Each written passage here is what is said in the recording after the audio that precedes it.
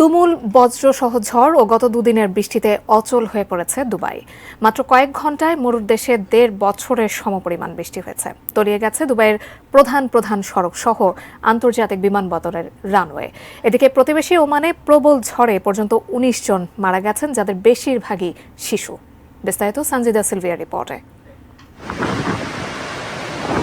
সোমবার রাত থেকেই বৃষ্টি শুরু হয় দুবাইয়ে। মঙ্গলবার সকাল থেকে ঝড়ের তীব্রতা বাড়তে থাকে।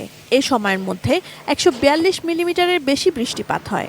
রাষ্ট্রীয় সংবাদ মাধ্যম বলছে, সংযুক্ত আরব আমিরাতে ৭৫ বছরের মধ্যে এ দিনই সবচেয়ে বেশি বৃষ্টি হয়েছে। কিছু এলাকায় ২৪ ঘন্টারও কম সময়ে ২৫০ মিলিমিটারের বেশি বৃষ্টিপাত হয়। মধ্যপ্রাচ্যের দেশটিতে ১৯৪৯ সালের পর এমন ঝড় আর দেখা যায়নি। দৃষ্টিনন্দন মরু শহরটির খেজুর গাছগুলো উপড়ে গেছে। ভেঙে গেছে অনেক ভবনের সামনের অংশ। অনেক বাড়ির ছাদ এবং দরজা জানালাও ক্ষতিগ্রস্ত হয়েছে। আচমকা এমন বৃষ্টিতে নগরের প্রধান সড়কগুলো ডুবে যায়। পানি জমে বিশ্বের অন্যতম ব্যস্ত বিমানবন্দর দুবাইয়ের রানওয়েতে। দুবাইমুখী বা বিমানবন্দর ত্যাগের অপেক্ষায় থাকা ৫০০-র বেশি ফ্লাইট বাতিল করতে হয়।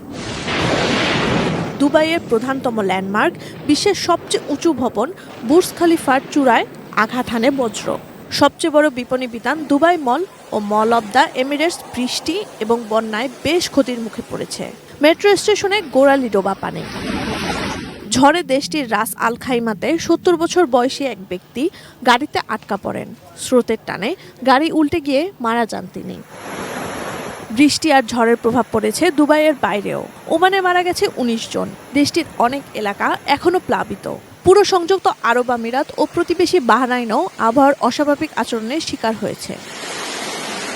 Sanjida Sylvia, desk report, ATN news.